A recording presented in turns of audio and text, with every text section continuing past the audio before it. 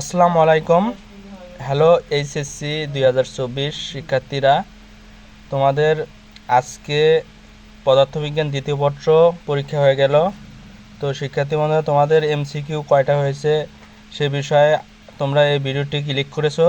এখানে আমি এমসিকিউগুলোর সমাধান দিব তোমাদের এই বোর্ডের। তো শিক্ষার্থী বন্ধুরা, ধৈর্য সহকারে এই ভিডিওটি সম্পূর্ণভাবে দেখবে এবং তোমাদের এমসিকিউগুলো মিলে নেবে।